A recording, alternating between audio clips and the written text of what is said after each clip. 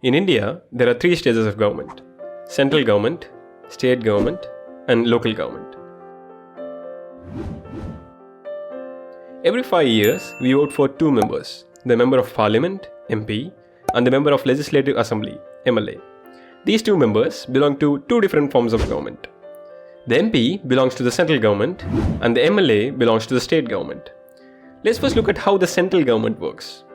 The central government consists of two houses: Lok Sabha, the lower house, and Rajya Sabha, the upper house.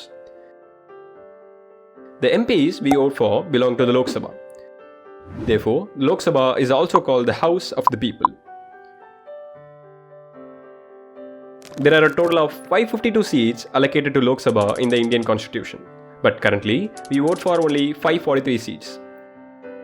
Now, how were these seats formulated?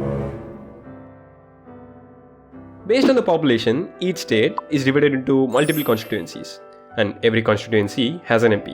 For example, Tamil Nadu is divided into 39 Lok Sabha constituencies, so it has 39 members in the Lok Sabha. Like Tamil Nadu, every state in India shares a certain number of seats in the Lok Sabha. To form the government, any party must win the majority of the seats. To elect an MP, we follow the first past the post system. That is, every individual gets to cast one vote and the candidate with the highest vote wins. The first past the post system is inefficient in so many ways, but one obvious reason can be inferred by looking at the pie chart. There are three candidates from three parties, and the Green Party has the highest number of votes, with 40% of the total. But if you look more closely, 60% did not want the Green Party to win. So this leads to a bi-party system. The remaining parties form a coalition and go on to form the majority. Moving on, once the election is over, we have 543 MPs.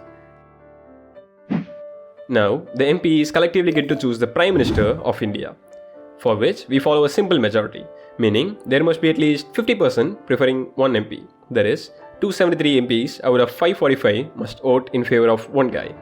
Obviously, the party that forms the majority gets to choose the Prime Minister. Once the Prime Minister is chosen, the Union Cabinet or the Council of Ministers is formed.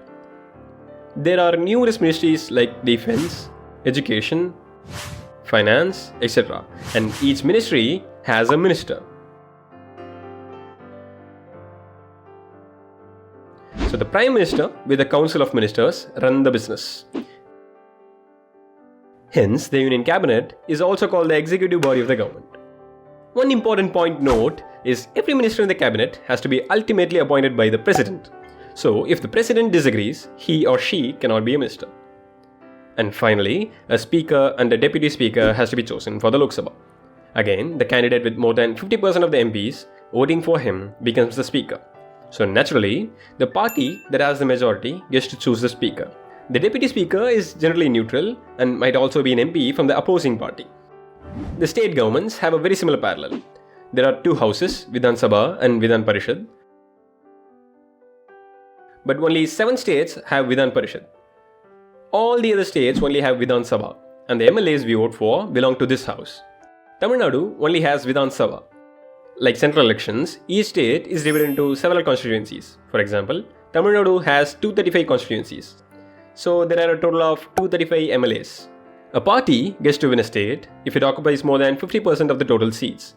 That is, any party must win more than 118 out of 235 seats to form the government. Once the elections are over, similar to the MPs, the MLAs elect a chief minister, who then proceeds to form the Council of Ministers. Parallel to the president, we have the governor for a state. It's the governor who appoints the ministers.